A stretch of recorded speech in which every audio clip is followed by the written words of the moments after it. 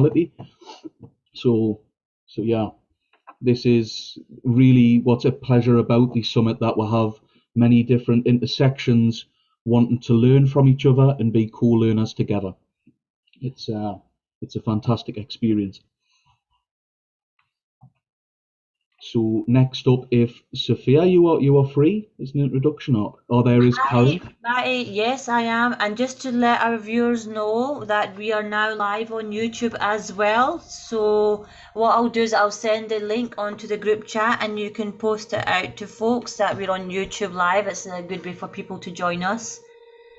And people can just share basically. Yeah, so my name's Sophia Akbar. I am based in Falkirk, a place in Scotland, as you could probably guess from my accent. I am an educator. I don't have my camera on. Here's me, really. Ta-da! I have a face. Yes, so I am a secondary school teacher, late diagnosed, also mum of two autistic kids and the aunt to one, and probably daughter of two as well, most probably.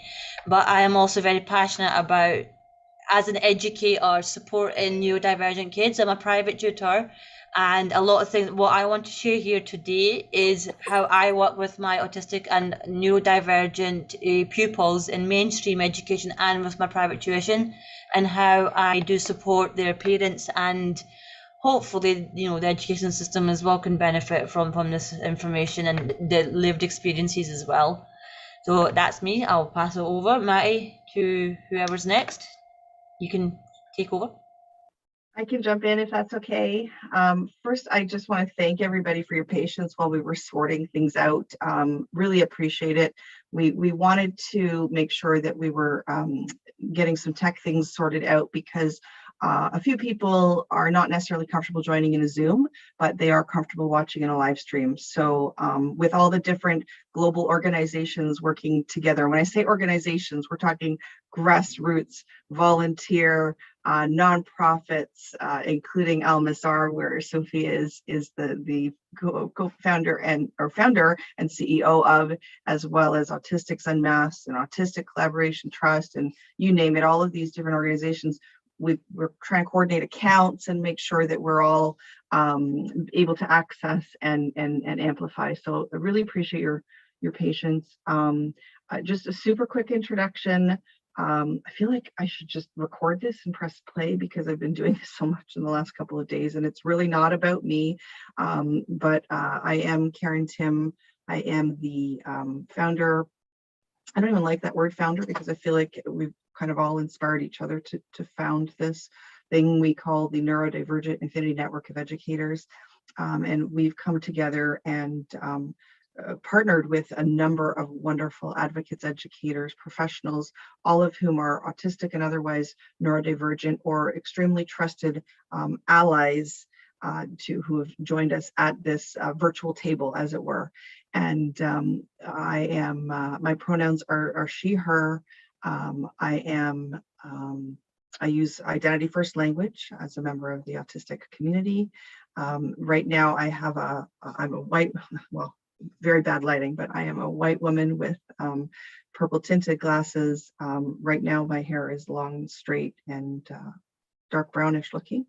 And my background is a yellow or gold, because we're encouraging each other to light it up gold, with the 9 logo rainbow infinity symbol, with the words Neurodivergent Infinity Network of Educators on top of that. So the purpose, as Maddie was saying, and thank you again, Maddie, for holding the fort and going through the logistics there. The purpose of our evening tonight is about reflecting on our role as educators and redefining quote unquote education. And I think we could go in many different directions with this. Maddie and I have had many conversations about what does it mean to be an educator, and who is an educator.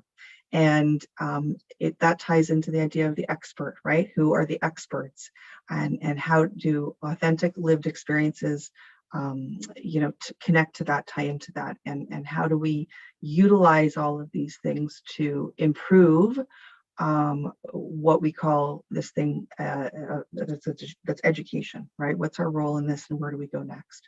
So So Maddie, you've introduced yourself, I believe, and Sophia, you've introduced yourself. I know Marion unfortunately couldn't be with us this evening, so we'll look forward to seeing her tomorrow. I know she would like to be there, but she can't unfortunately this evening. We do have, I see lots of friends here that names I recognize, and certainly throughout the conversation, we will open the floor. But maybe if we could just go through, for now, at least the three of us who are here as members of the planned panel, to just give a little bit of a context in terms of your role and positionality when it comes to education, and your role within that word. That's the, whether you want to see it as a system or what have you. I don't know if Sophia, if you'd like to go first. Is that okay? Yeah, sure. Well, I'll just tweet in there like, "Yay, we're live now." I think I've got really poor lighting right now because I've got the outside light on as well. I'm just going to turn that off 1 second. Oh my gosh. And thanks to those who are joining us at very late hours of the night. We are operating globally, friends, and I can't thank you enough to those that are joining us, because right now, for us, right here where I am, which is in Ontario, Canada, it is 4:40 p.m.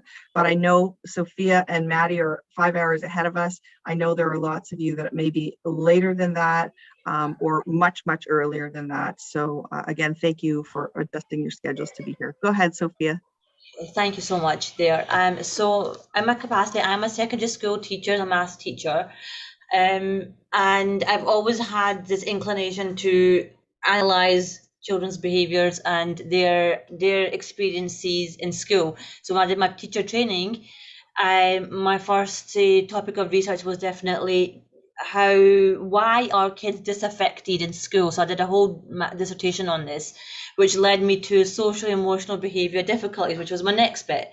A dissertation that I'd done. So I did an assignment and in-depth reading about it. So I read into restorative practice. I read into quite a bit. I've done like 3 dissertations while not completing. I'm just completing the one. That made me go towards trauma, understanding what trauma was, the ACEs movement, and all that stuff. So when I do all the depths of everything, it was like subconsciously I'm ticking off a lot of things here about myself, because I've always seen myself as somebody who has emotional dysregulation. That's a fact that I know about myself from a very, very long time. What I didn't know about myself was the neurology behind that. I thought, oh, that's just trauma. I'm a significant amount of it. And then literally just stumbled on all this training with my local area about autism, understanding 1 and level 2. And then from there, I started ticking off boxes in my head of all these things that they were describing that described my son to the T. And then only by extension of how my son behaves that I realized that, I'm autistic too. It's just like, oh wow. And the more I've read about it, the more I'm honing into my own senses of what it means and how I think, and the pros and cons and the struggles and the advantages, such that when I walk into any classroom, I'm a supply teacher.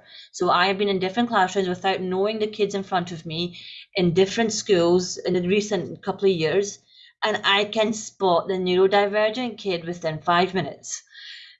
That's all it takes. It only takes me 5 minutes to realize that this kid is not getting the communication that is happening to the kid, to this learner, is not appropriate because they're not receiving it correctly, and therefore we have these behavior difficulties, because that's just the way that person knows how to react, or it's just that we as an education system are failing them. It's not a case that we have problem kids, challenging behavior. It really isn't.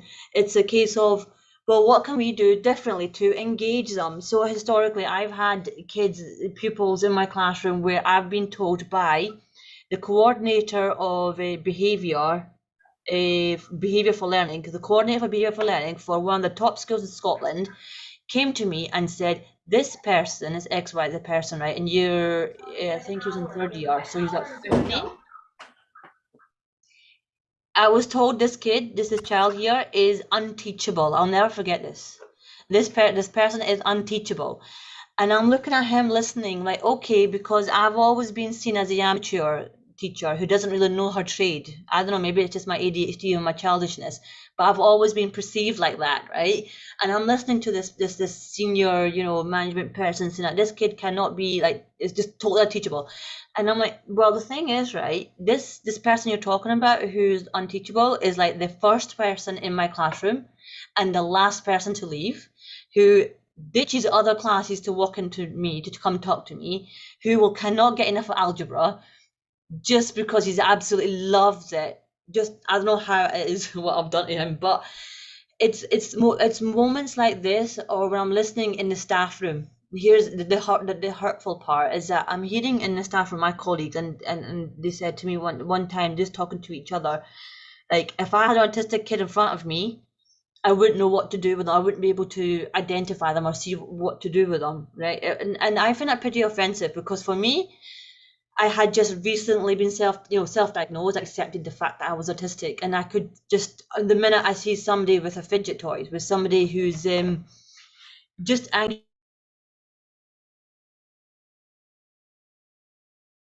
Sophie, I think you're muted by accident.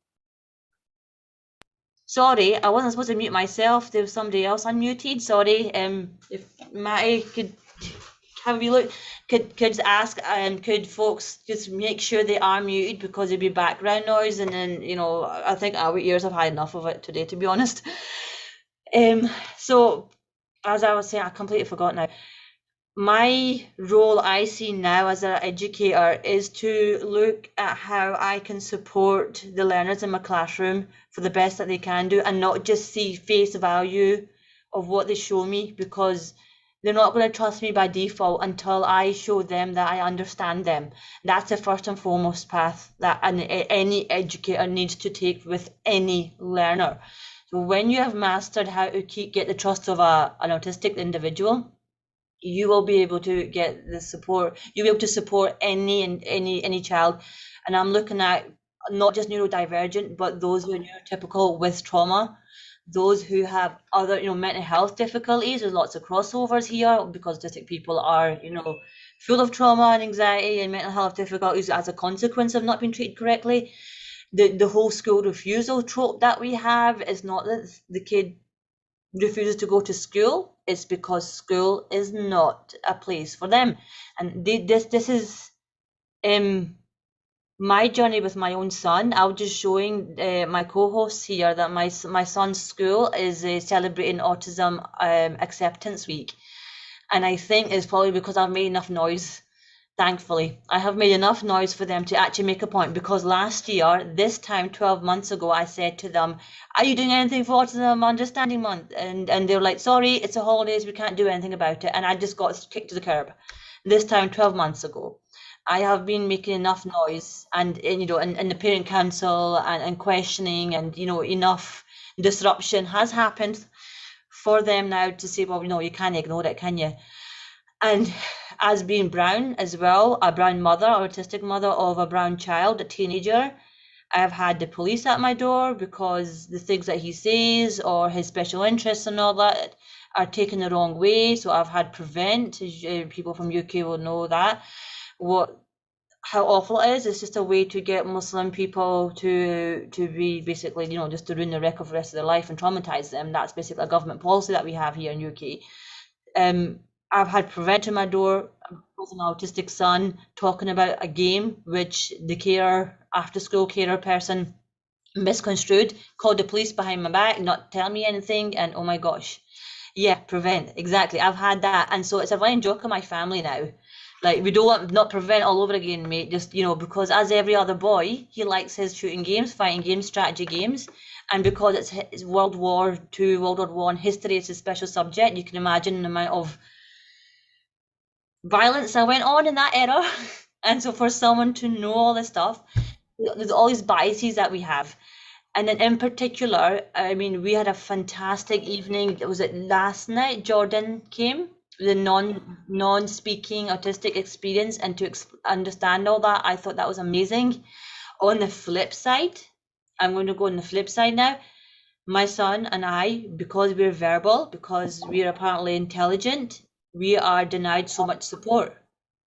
So my son, he was told by the SEN coordinator, so the deputy head who is in charge of additional support needs and the Every Child Matters equivalent for Scotland, told me that my son is lazy because I asked for printed paper because he struggles to write,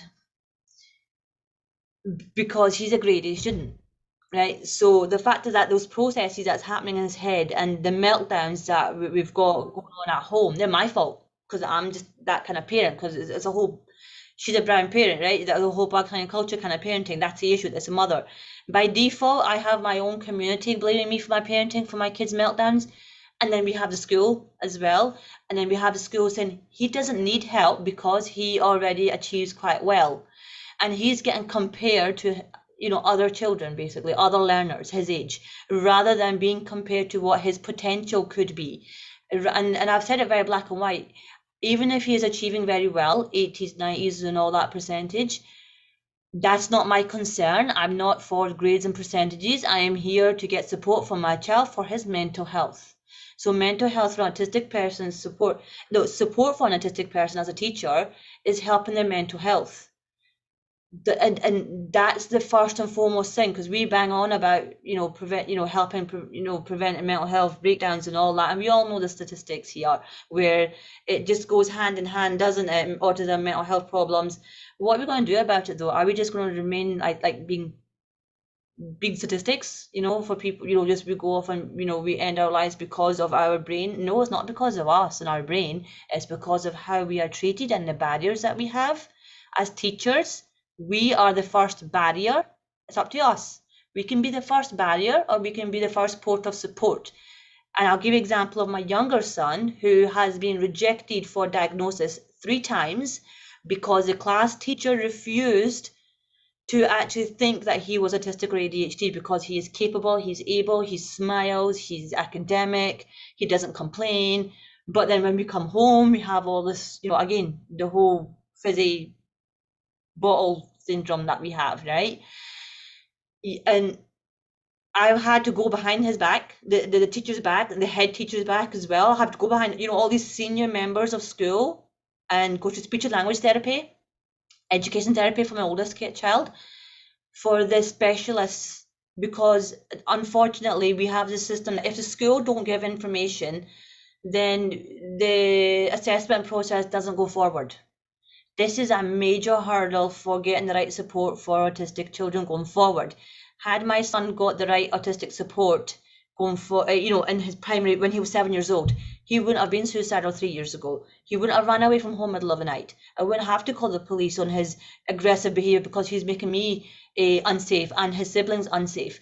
All this wouldn't have happened if I had got that support when he was 7 years old and I was believed as a brown autistic mother of a child.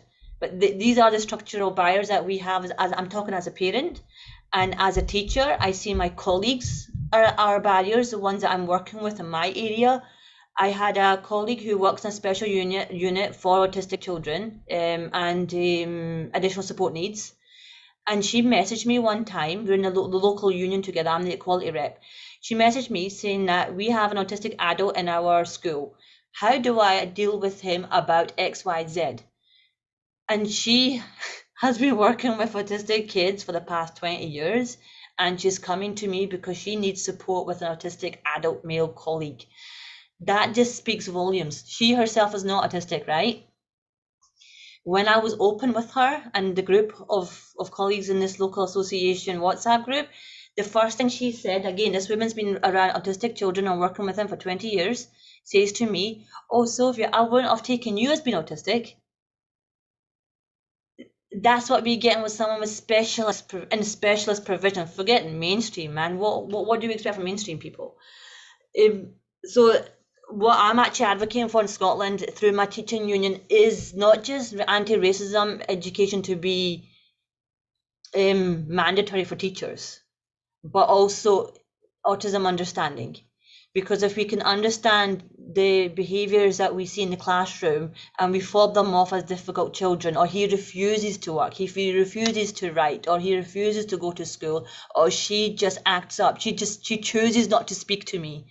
I've had a pupil in my classroom who was mute. She wouldn't talk to me. but she didn't talk to anybody. At first, I was very ignorant to all this stuff, and I'm like, I was just the early stages of me thinking I was autistic, and I was like, okay, she was mute basically. It took me a long time, but I did get some words out of her, but not that I was forced to, or forcing her to, not that I was bothered that she spoke. All I was bothered about was that she was engaged with her learning. For me as a teacher, that was the only thing, that she was learning, she was understanding, she was able to communicate whichever way she found possible with me, and that I was able to teach her in the right way. And it wasn't, and normal demands would be, why are you not speaking to me? How rude are you? I'm talking to you. Why are you not talking me back? I've asked you a question. Why are you not answering? We have all those kind of things. Then the kids that I tutor, I just told this weekend, right? You know, if you want me to like be quiet or move on, Karen, just put your hand up and I'll shut up, right? Don't worry about it. I won't be offended. But the things that I hear from the kids that I tutor, from my tutees, are astonishing.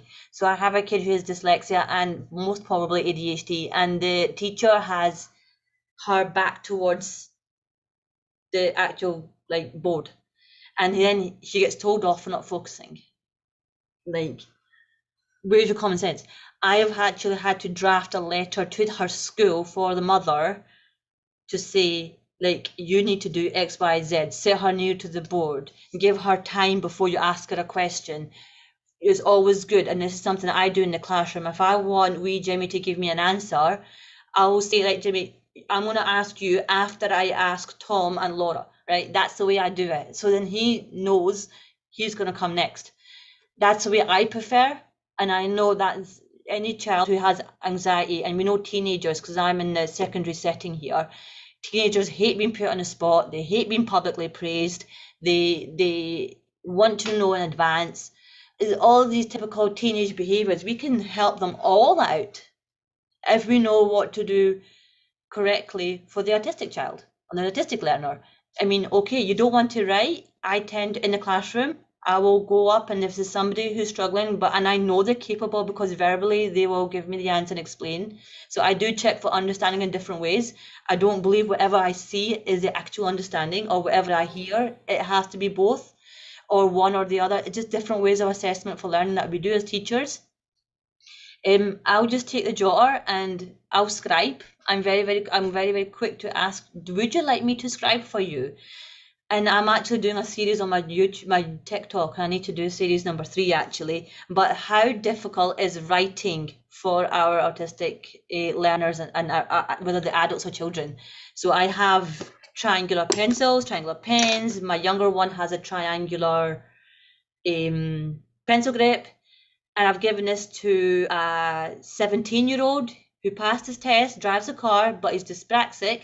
This has been a lifesaver for him in his writing for his exams. This is the little hacks, as I would say, solutions we need to look at. When I first gave one of these to my son 2 years ago to take to school, the teacher took it off of him and put it in the drawer. You don't need that, you're fine. That's literally what he got told 2 years ago from his teacher. He came back and I'm like, listen, where'd that go? Where'd that go? The little grip thing, pencil grip. Teacher took it off me. That's it.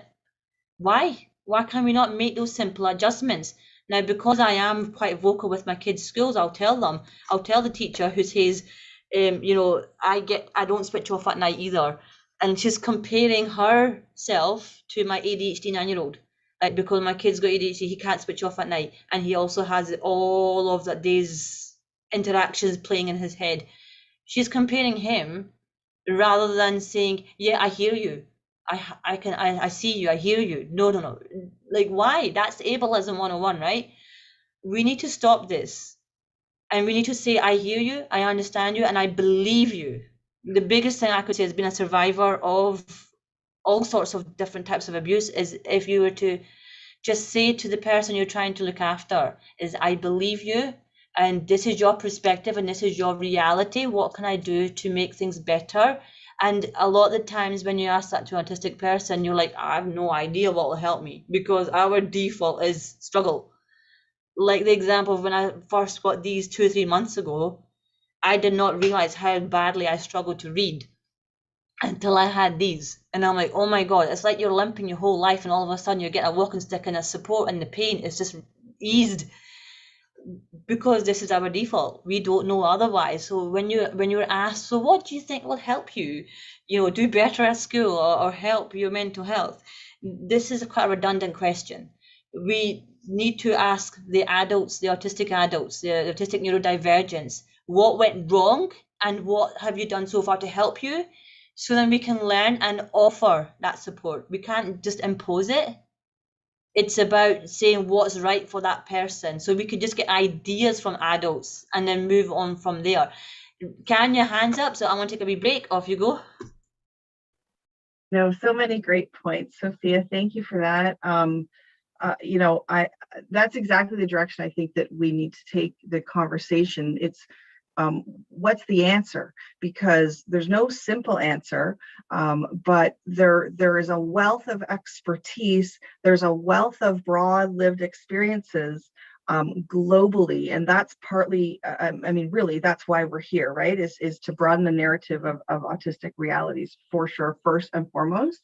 But how do we utilize that information from the broad lived experiences, bridge the connections so that varieties of people, both autistic and non-autistic and otherwise neurodivergent folks, can be working together, coordinating, and understanding that all realities are valid, that all realities need to be listened to and understood in deeper ways, because our most marginalized autistics, like you said, if we can figure out how to communicate with our most marginalized autistics, then we are helping multiple populations by doing that, because so many of these layers are in areas that are so grossly misunderstood, and this is resulting in just the perpetuation of ableism, the perpetuation of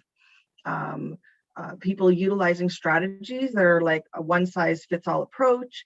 It's like you get a diagnosis, as a family, you then know, okay, well, this is what the doctor said. You don't know where to go. What do? Dr. Google, or the letter from the doctor, and it prescribes, I won't even say the 3 letters that many of us know we don't like, for lots of reasons. That will come up later on in the week. I'm absolutely confident, if it doesn't come up tonight or later on this evening. But as a family, as an educator, how do we know better to do better? And listening to the autistic community is huge, because those lived experiences are so important. But it's also about our systems. And I know that there are very few autistic teachers who are comfortable, feel safe enough, feel like they can unmask.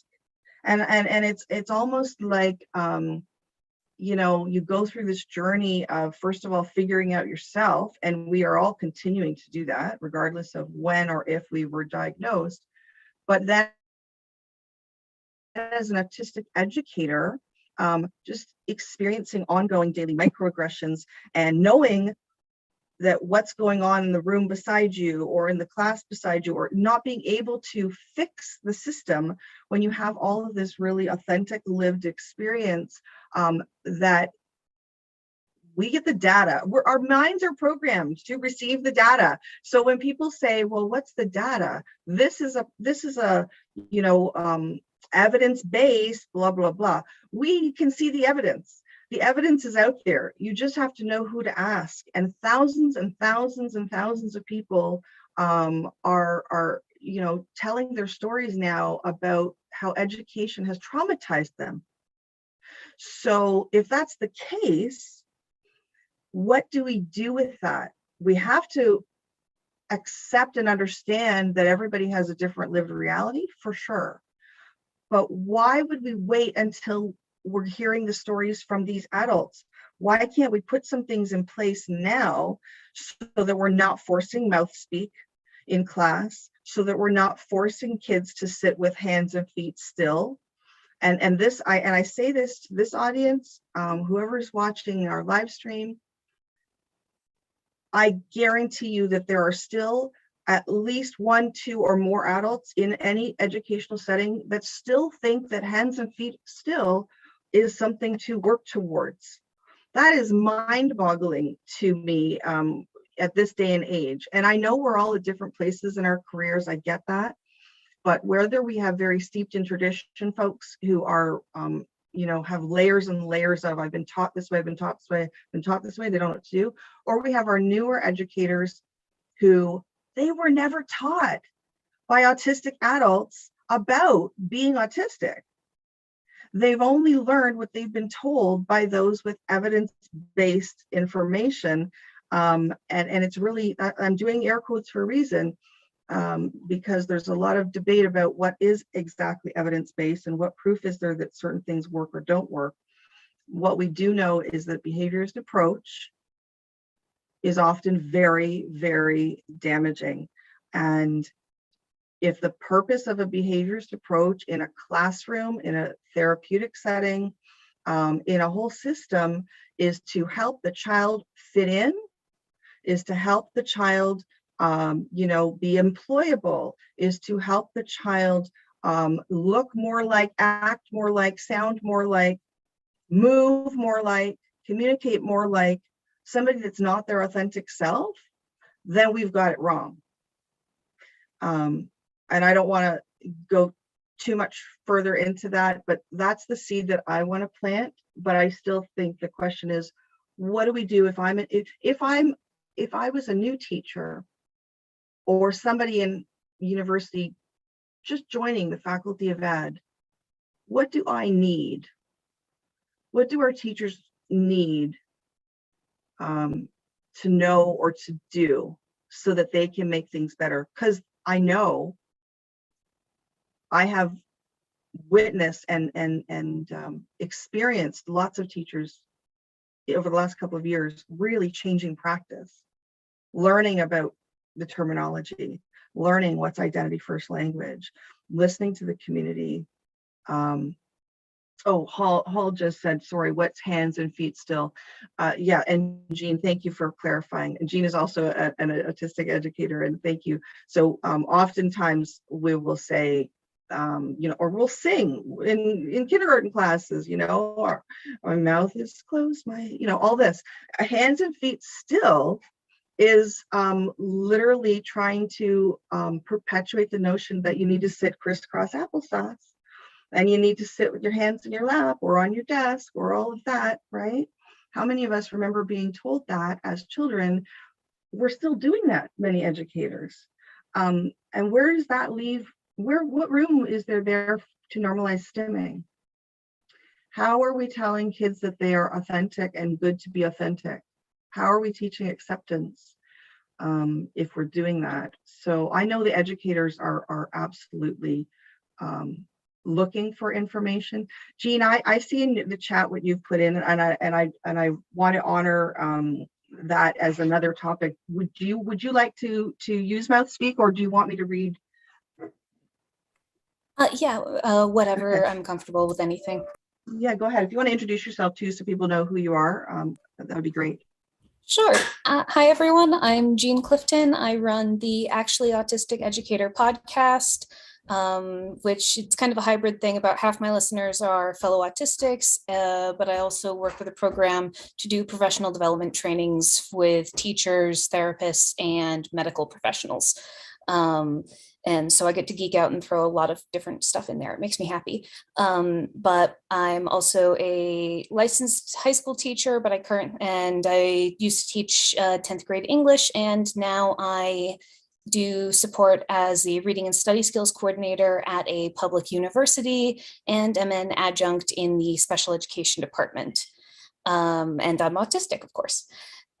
So yeah, something that I have thought so much in the trainings that I now do, I love because they have to listen to me, as opposed to when I was a student in my master's in teaching program. And this concept is so beaten in of what listening looks like and how it involves having to make eye contact with the teacher, unless you're actively writing. And you shouldn't be stimming or doodling or doing anything other than actively writing or hands still. You can't be sitting weird. That does not make sense to me in the least, but apparently sitting differently, including having just a leg crossed underneath you, shows you're not listening, which as someone with EDS who I'm just figuring this out, all of this was so wrong. Even if I didn't have the language to fight this, it just felt so different and wrong to me. But it's the norm in teaching preparation programs. This is explicitly taught as the only way we can make children listen is if they're in these positions that are physically uncomfortable, mentally uncomfortable, and actively hostile to neurodivergent students. So. Yeah, absolutely. And I know people who are joining us, like I said, either in the live stream, in our meeting right now, who may be neurotypical or holistic educators. You know, there's every educator has a different and unique story, and we are growing and changing and learning constantly, as we all are as human beings.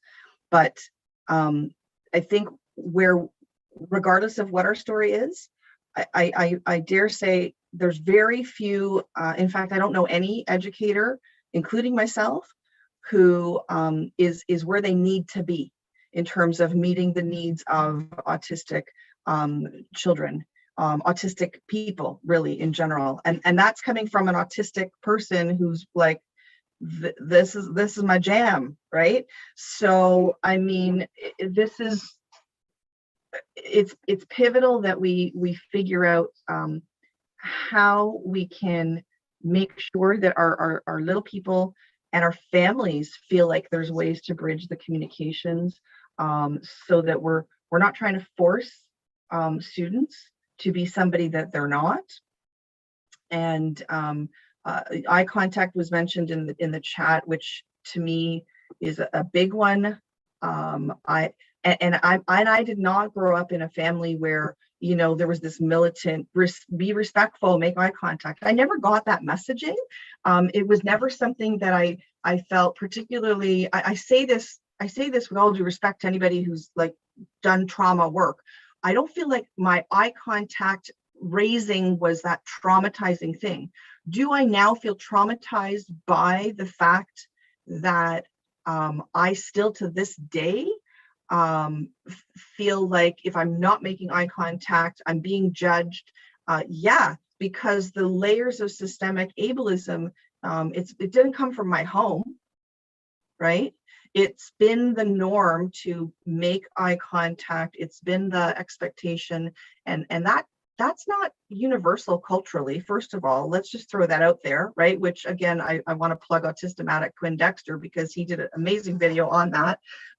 So we need to be thinking, which is what we do best as autistics. We're thinking globally, right, in terms of the injustices, and to say that eye contact is appropriate and respectful is actually not completely accurate. And you know, with eye contact, if we're expecting that as the be all and end all, if we're expecting hands and feet still, if we're expecting kids to not move or not stand even when they're working, or not take a break, or what about our kids who maybe they're like me, who, yeah, I'm talking, but that doesn't mean that in every single circumstance that I am able to utilize mouth speak the way I am right now. And I just want to clarify, so Albert, thank you. Can I ask, what do you mean by little persons? Only know it as reference for little people. Sorry, our little humans is what I'm referring to, meaning students, because I work with about 1,000 grade 1 and 2 children who are 6 and 7. So that's why I'm thinking of little people. But not meaning to be derogatory in any way. That's completely just the like young humans is what I'm referring to. So children. I just feel like, you know, they're children, but I think we learn so much from our children. And so, you know, I in fact, I said that on the announcements this morning about how our children are leading the way. Our children are the ones who are embracing their identities better than we ever could, many of us. And what we want is for them to not lose that because of ableistic systems, because of ableistic ways of teaching the curriculum. And I want to just throw out there, and then I'm going to be quiet. I want to hand it over to somebody else, but there's so much that we can do, but we have to start somewhere. And I think it can be very daunting for educators, because I've heard this comment multiple times. Well, I'm not a doctor. I'm not a this. I'm not a therapist. I'm not a social worker. I'm not a, expert in this, that, or the other. But in education, we'll use the term, and beyond that, I'm sure, when we know better, we do better. And the only way to know better is to really dig deeper and try to open up our minds as educators to what does it actually mean to be autistic. And I think that that's fundamentally a big starting point for many. And I feel for them, because I don't believe, I feel for us as a profession. I don't for a second believe anybody comes out of teachers college or university or student teaching or whatever we call it, ready to be an educator, first and foremost. But the complex needs that exist in our classes, regardless of how small or large our classes are, regardless of whether they're in online or in-person brick and mortar settings, there is a huge expectation to cover vast curriculums. But every single child in that class, autistic or not, multiply neurodivergent, individually neurodivergent or not, whatever, they're individuals, and we have to start with knowing our kids and our relationships. And when we know our kids, right? If I know that Ryan's thing is dinosaurs and Jean's thing is kites and Damon's thing is, history, and Callum's thing is, jazz music, or if I know bits and pieces that will help to engage our kids, that's a huge thing for the autistic community. We get into a flow state. We're wired to become specialists in things. It doesn't mean we can't be broad, intelligent in lots of different ways, but why are we constantly trying to force us to be inauthentic, right? Learning about things in ways that are not approaching us with our language, learning about things in ways that are not engaging, and then stopping the sensory piece and making us not stim. It's like we're being hit at all angles with all of these obstacles. But I think many educators really don't understand that, and they don't know what to do, because they need support to help understand that, right? So I don't know. Hall, did you want to also introduce yourself? Because I'm really happy that you're here as well. Yeah, sure. Hi, I'm Paul. I'm not on the panel, but I am a researcher for Autistics Unmasked. I'm a current university student here in the UK. I have briefly taught English to foreign language children. But that was before I knew I was autistic.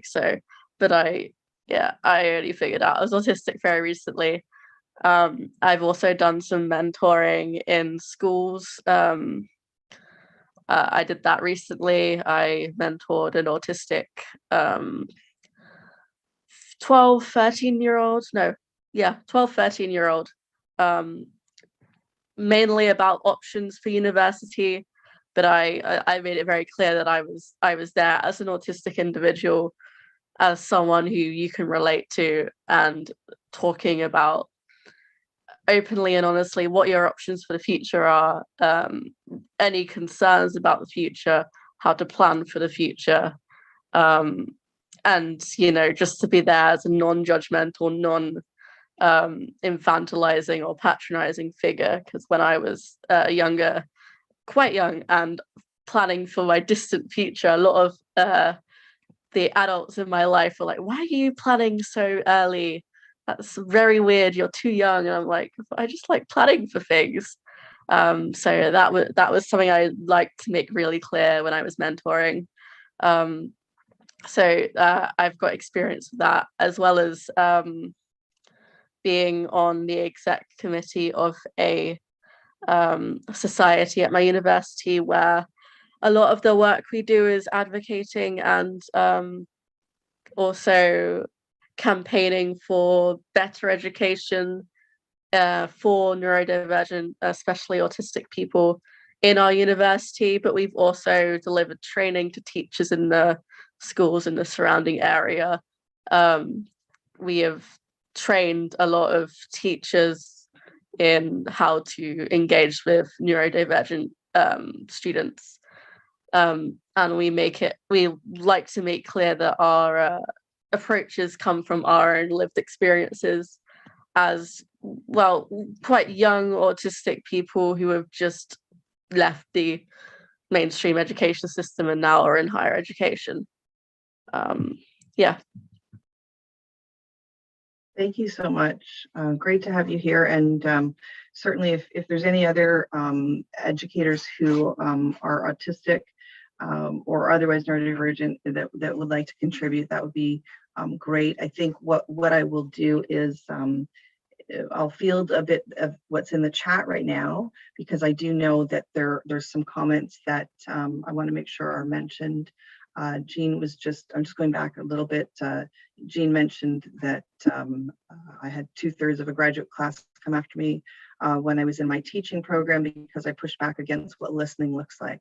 Yeah, there is pushback, right? That's the thing. And I was reflecting on this yesterday night and actually speaking with somebody earlier today about how even in like a Twitter space, when you join, allies who seek to be allies, people who are seeking to be allies, there is risk even to them, and they're not autistic or otherwise neurodivergent, if they push back against some of these systemic things, because the power imbalance is there. And you know, just even getting the knowledge, that's one thing, but it's, do we end up going back to this place where there's this neuroaffirmative wonderful practice going on where kids are embracing their identities and everybody's being able to be themselves, but the door is closed because, you know, better not let other people know that's what's going on, because it's really not the quote evidence-based practice or what have you. And I'm being like a little bit silly about it, but the reality is that there is a divide. There's a divide in education amongst educators, right? Those who are kind of coming along and trying to learn and willing to relinquish some power and learn and ask the pointed questions, some of whom are here right now. I can see them, right? And then there are those who are, you know, well, this legislation says this, and this is what the specialists say, and this is the evidence-based work that we're doing. But that also is true amongst our speech and language pathologists, our psychological services, like our therapists, those who work in a variety of different fields, because it's almost like it's two camps that are starting. And I'm sure there's multiple camps, but there's those that are trying to move towards neuroaffirmative, that are trying to look at acceptance and embracing things like normalizing stimming, embracing, you know, let's go with specializations, let's engage and reframe autism. There's so many that are trying to do that, but then there's the others who, well, I can't do all this, there's too much, I don't know how to do it. So the default becomes what ends up being quite harmful in the long run, and that takes a toll on the individual people who are in the education system, but also on those of us who are in education walking with these multiple roles. Because I know many autistic teachers who Autistic School Staff Project, I have to plug them. The research shows that autistic teachers are often amazing resources, Well, duh, obviously. I mean, we didn't need to do that research, but the research is showing this time and time again, And how many of us who are autistic can connect with children in ways that those who are not autistic cannot? Because like Damian Milton has said, right, double empathy problem, I can communicate as an autistic person just as well with other autistic people as neurotypicals or holistics can communicate with neurotypicals or holistics. It's different, but there's a whole lot of them on the books anyway, compared to this small group, this small segment. And so I think that realizing that just because we're different doesn't mean we're the ones that are deficit. Right. Sorry, Karen. Maddie has a raised hand. Oh, thank you. I can't see everybody. Appreciate that, Natasha. Go ahead, Maddie. Jump on in.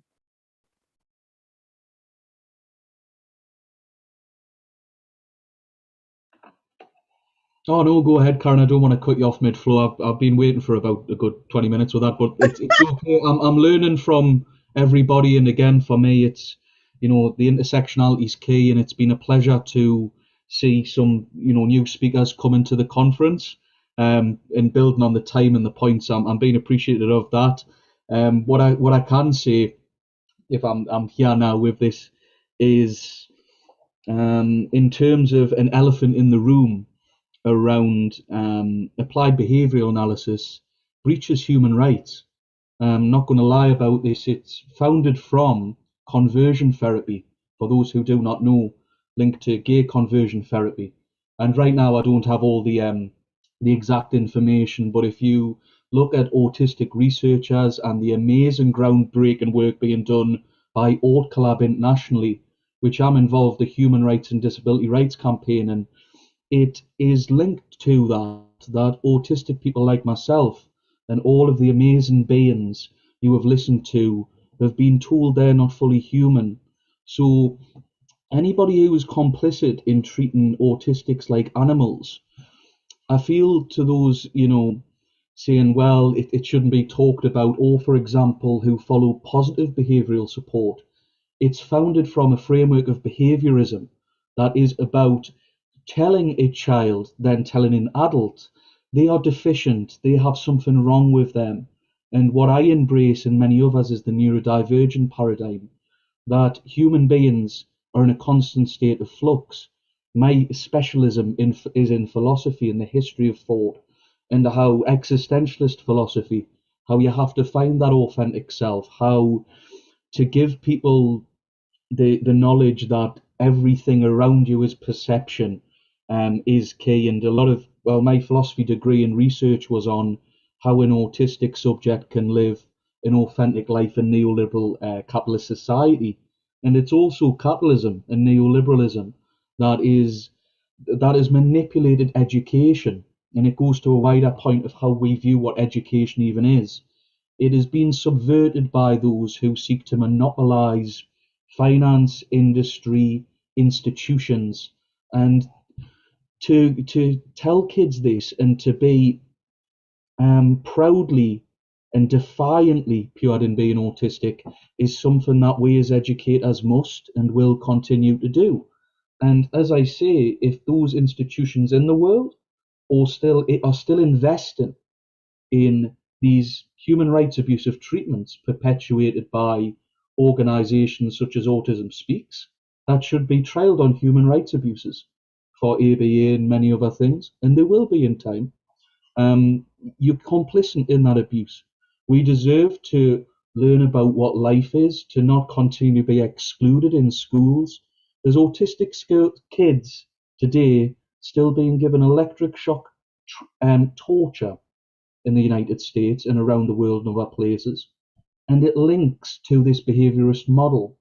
So to be as frank as possible, it's blood on people's hands. It leads to long-term PTSD, CPTSD, and as educators, what I love about it and connecting with people across all different places in the world, whether if you're in organised education or you're just a human being, right? Or if you've had the privilege of getting higher education, is saying you are good, you are valued, you are enough. But we still fight now to try to prevent children facing a lot of these experiences. It's not to be antagonistic of you as an educator. It's driven from that passion to embrace humanity and to create a better vision. But yeah, I just want to thank all of the speakers who have came up as well, and everybody listening, and that we will continue to grow. But there will be challenges, and you have every right to be proud of who you are. But yeah, thank you very much. Thank you so much, Maddie. I'm just looking back to the chat too. Kai made a great point earlier on about how educators have to be made aware of ways to accommodate possibly neurodivergent students who may not have something like an IEP, because as we know, in many systems, and this is, there's different versions of what this might look like across the world, but oftentimes a diagnostic process is required in order to get services, in order to get funding, in order to get IEPs, 504s, whatever we call them, right? Individualized education plans for students. And even then, it doesn't guarantee all the things that really that child needs, because they're still in a box system, right? They're still in an industrial model system. And that's part of the challenge. But I think as educators, it's tricky because let's say the diagnostic process hasn't happened. And again, that's a point of privilege, because not all families are going to be able to do that. Not all families are going to choose to do that or feel like within their own biases, whether it be culturally, familially, what have you, they may not buy into that. But they also may not have the means and wherewithal to do that financially. And that is a huge barrier for many, even who choose to. So let's say we have, 20, 30 kids in a class, and we know statistics are that there's a few that in there that are neurodivergent, whether they know it or not, whether their families know it or not. There's usually more than are ever diagnosed. Let's just put that out there. What do we do as educators to support kids, to allow them to embrace their authentic selves, and set them up for success? There's a thought. I don't know if Sophia, do you want to speak to that at all, or if anybody else? Say the question one more time. Yeah, sorry. What do we do as an educator if we have kids in our class who they don't have an IEP or a 504 or an individual education plan? How do we support them? If we know that they're presenting as somebody who may learn in different ways or communicate in different ways that are not the standard, not the the norm per se. I would, obviously I have seen lots of kids like that in my time. I would support them as they see fit, but also keep evidence of that, because at some point when it comes to exams, they're at a massive disadvantage. So for me, again, I'm putting my secondary hat on here. That's fine throughout primary school. What happens in secondary is that we will have pupils coming up who are neurodivergent and undiagnosed, but when they hit puberty, when they that transition from primary to secondary, that's when everything just collapses, right? They're the coping mechanisms, the environment, the whole difference in structure between primary and secondary, it all collapses. And at that point, when we pick them up in secondary school, it's a completely different case altogether. And then for me, it's about, well, how can I help? Is it the equity? How can I help this pupil who's going to take exactly the same exams as their neurotypical peers in the next few years, because they're at a disadvantage, because the system is built up to be against them? So whether they know it or not, or whether the parents accepting or whatever, I would still go back to my whole, I understand that writing is a difficulty. I understand that processing information needs more time. I understand that I need to give information in different ways. Whether that child, or whether I have XYZ person in my class neurodivergent or not, that should be my standard practice, because I don't need to be privy of all that information anyway as a teacher. but it's good practice. As I heard on the there's a PDA seminar tomorrow as well, my local area, and I said, the CEO of Al Masar also is PDA, so the poor folks working with her, it's a good idea that you look sign into that too. If you can parent a PDA autistic person, that's gold standard parenting, like absolute gold standard parenting. Like, why wouldn't you want to be like proper professional standards when that's what we aim to achieve? Same with teachers. If you can do this all assuming that you have competent autistic children in your classroom, you're actually supporting everybody, the one who's not white, the one who has anxiety, the one who has disability, the one who doesn't follow traditional gender identity. You literally are supporting everybody because of confidence and mental health, their access to education, those who don't have English as a second language. All of those people are being looked after because you are considering all differences, and rather than the stereotype that you do what I say, what the system has made out to be, and because it makes my life easy. You know what I mean? So it's for me, there's a difference between teaching and learning. I think there's a key here. I don't go to a classroom to teach. I go to a classroom to make sure that the person in front of me learns. They're two different things, and that's why educators need to realize that every time they are faced with a class or a single individual pupil. I know we've got a hand up there, Jean. Yeah, somewhat similar. I'm in a slightly different space than you are, because now I'm working with college students. I'm on a grant that works with historically disadvantaged students, so low income, first generation, and students with disabilities. But because of that, as we've said before, so many of my students don't have a diagnosis, but they so clearly are neurodivergent. And like, we all know we can spot it, but especially after working with this, like, oh, I can spot them like that. Sometimes even just through listening to my coworkers talk about a student, I'm like, I'll bet good money they're autistic. Let me take a crack at that one. But my philosophy when I was in the classroom and now is really about, well, sure, a diagnosis can be helpful, but I never assume that that's going to exist, because it doesn't for so many. But like I think you mentioned earlier, our students are also dealing with trauma. They're dealing with all sorts of various structural issues. And so I tend to try to look at it from a very individualized perspective of, rather than coasting off of expectations of what does listening look like, what does normal behavior look like, trying to figure out, okay, what's going to be the best way for you to show that you've learned this information, and just giving students that flexibility, because that makes it more accessible for my neurodivergent students to have multiple options, but it also makes it more accessible for my non-native English speakers. It makes it more accessible for my students who are dealing with serious anxiety, homelessness, various other things, giving them multiple options and really focusing on their perspective of, okay, what is the problem here? I'm not going to immediately assume that you're not trying. I always start with the perspective of, hey, I know you want to learn, let's go. Now, obviously, there are some students who don't, but I'm the one getting paid. I am the adult in the room. I had a coworker say, after I did a training for some of my other coworkers, my boss is great and very supportive. Not everyone so much, but she's great.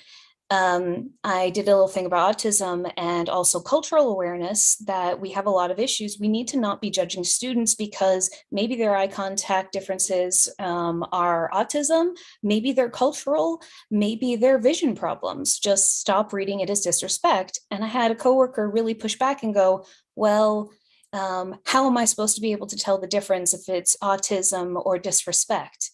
And I'm like, maybe don't worry if a 18-year-old seems to be disrespecting you when you're the one getting paid. Like, that shouldn't be an issue here. Sure, there's always going to be some students who are rude, don't care, whatever. But if we always start with the assumption that, hey, you're trying, you want to learn, let's figure out an option to make it work for you, you get so much better options. And I'd rather have 9 students who didn't actually care that I gave a little extra support for, than have one student feel like no one in education has ever cared about them, because that's been a lot of their experiences. That's such a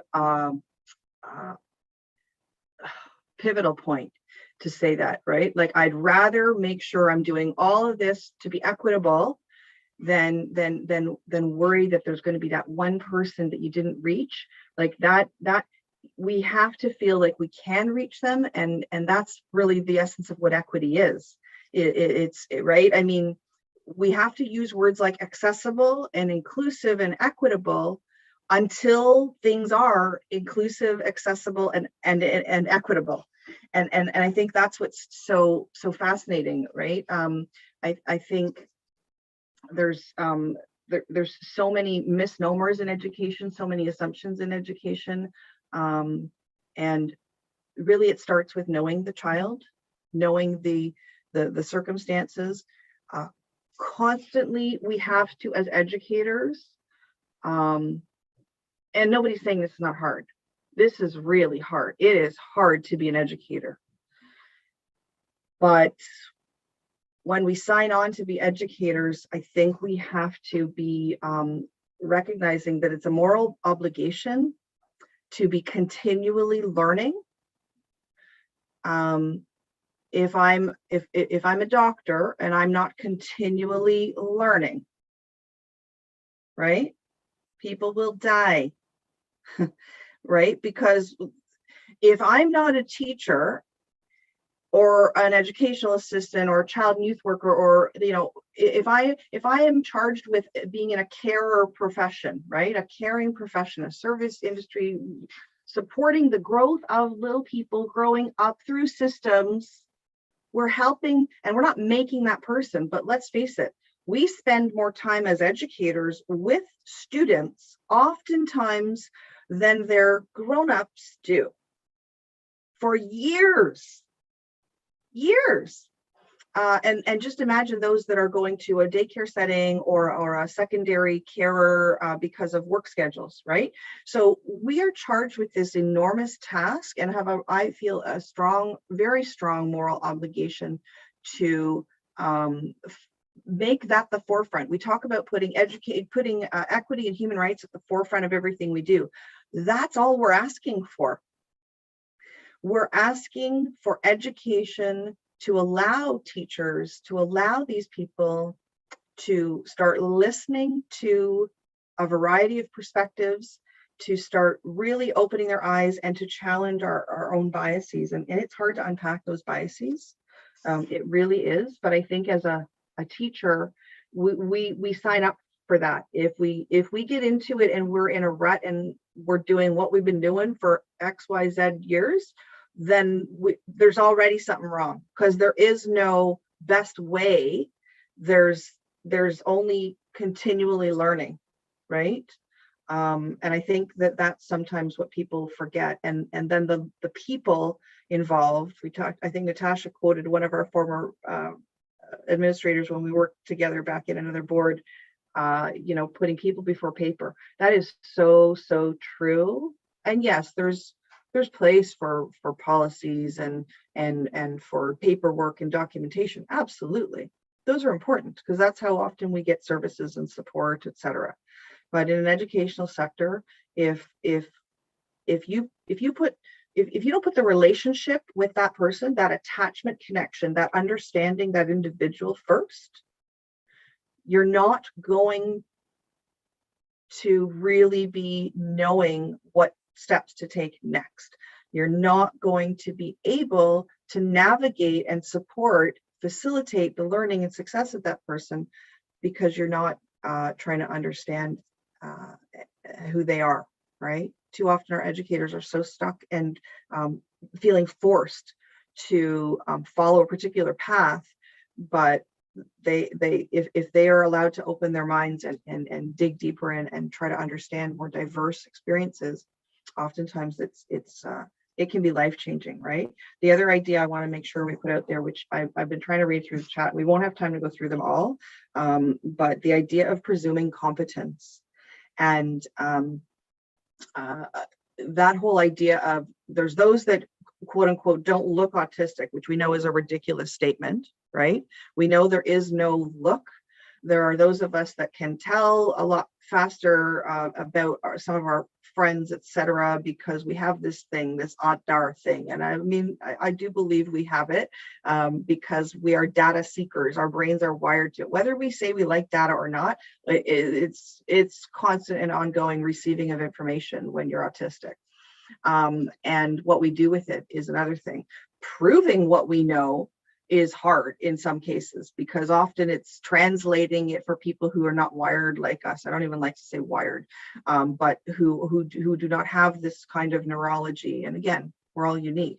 But there's this idea that if you act or communicate in a different way from what's expected, that you are not receiving the information the same way, or that you're incapable of listening or learning the information. And even today, a campaign was launched by an organization, and one of the videos attached to that campaign, there's a statement in there. This is like brand new today. Don't know how old the video is or anything like that, but it's being launched as part of this campaign. And one of the messages in there was that we have to really help the autistic people, or I think they say people with autism, which again is a real problem, because this is today, we shouldn't be using the medical model language when we have organizations that say they're supporting us and working to understand. But in any case, the idea that's perpetuated in there is that we might have to communicate slower with them. We might have to, because they're maybe not understanding what we're telling them. So there's an assumption being perpetuated, right? And everybody's different. But when we put things out like this, all we're doing is, it's like one step forward and 12 steps back, it feels like oftentimes. And I think Callum, who's not here with us right now, but I know he was here earlier, said something beautiful last night, which I was so grateful to him. He said, we've done more in 2 days than some organizations have done historically for autistic people. Yeah. And right. Karen, yeah. I just wanted to say, I've seen Halls had their hand raised. Oh, I'm so sorry. Yeah, I couldn't see that. Yeah, I was just keeping an eye. No. Yes. No, for sure. Go ahead, Halls. No, that's okay. So I was raising my hand originally, talking about support for students that don't necessarily already have plans in place, etc. Different learning types, how to support that. I just wanted to bring up an important point, that a lot of the reason why it's difficult in schools, I think, is because a lot of schools don't have the funding, or they're overworked and underpaid teachers, especially here in the UK. At least I'm pretty sure it happens over in the US and Canada too. I'm not sure how it works everywhere else, but I know that here in the UK teachers are paid not enough. Schools are, I think, given, it was something like £10 per student their entire school career, which is nothing. And that's for it's awful how schools just get no funding from the government, and teachers are essentially expected to be more than a teacher. They're more than a teacher. They are a carer. They are not just they're like an add-on to parenting, they're everything for exactly as Thea said, counselor, mentor, coach, etc. Some of my teachers in school, they were some of the most amazing people I have ever had the pleasure of meeting. I'll never forget my GCSE history teacher, who I remember she always used to tell us she couldn't have kids of her own, and she treated all of her students as her own kids, because she knew it meant so much, and not everyone of us had a good family life at home, so she wanted to be that person if she had to be. She would give up her time for me. She would she would invite me in on weekends to the school. She would stay after school for me so I could catch up while I was going through a lot of bad stuff. And there's teachers that do that and they're amazing and they're going beyond what they're being paid for because they're not getting paid for that. And I would never expect that of a teacher, because it's amazing for them to do that, but they're not getting paid enough for that. And a lot of teachers, you know, they have their own life, they have a family usually, and I think a lot of the time we forget this, and it's not just, I think it's a systemic change that needs to happen. I think we need to pump more funding into teaching, into educating, and more training, more funding into training teachers about everything that they need to be trained on. Yeah, I just wanted to add on that point. Thank you. No, thanks. Thanks very much, Hal. Just to add in on that, no, really fantastic about sharing about that experience with that teacher, and I'm glad to hear that for myself, it was those individuals, amazing teachers, and yeah, amazing women with these teachers who gave that understanding and time for me to learn about my authentic self. And you know, those listening in education, when you take that time and effort in a world for autistics that can be so unaccommodating and terrifying, and you know, being thought of as less than and seen as less than, that extra time is so appreciated, and I believe it can save and shape so many lives.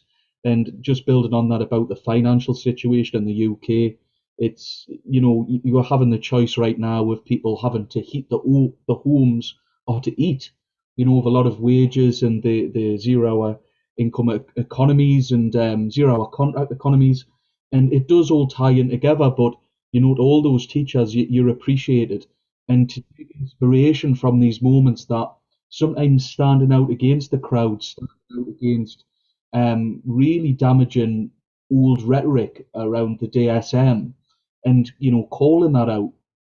If that isn't like the benefit of teaching and care in saying that in somebody, that is what I feel is something beyond money, beyond words, and it is tough, and I respect people's individual circumstances, but I feel myself and so many have a lot to give to those amazing teachers and in life that have paved the way and took sacrifices. So yeah, just want to add that in.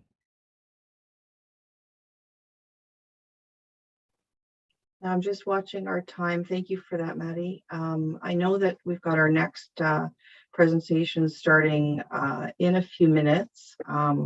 I would like to give everybody a chance to just take a few minutes before we do that. So if you are able to stay, that's great. We can put you all back into the waiting room just so we can honor Marenike as they're arriving, and just give a few moments to get organized. I apologize again for the delay with the tech. Now that we've got it sorted out, we should be okay. I know we're on live, still streaming on YouTube, and maybe Sophia, shall we pause that for now while so why don't we pause that, but we will say for sure, thank you so much for the rich dialogue that's been going on. So appreciate everybody joining, and just remember, this is the first of many, or you know, I mean, we've done a number of conversations over the last couple of days, but it's an ongoing dialogue, and thank you for continuing to be involved in it. Do encourage, tweet, share. Go ahead, Sophia. Yeah, please. Here, can you all tweet at least one takeaway for today with the hashtag Intersectional Infinity Summit, and feel free to tag in the organisers here as well. What is your one headline takeaway, or even better, could be what would you teach the person that you see next in school? What would your wisdom gems, anything you want to call it? People who are on YouTube, people on Twitter, Facebook, anywhere. What's your best takeaway from tonight? And I'm now just going to stop the YouTube live, sorry,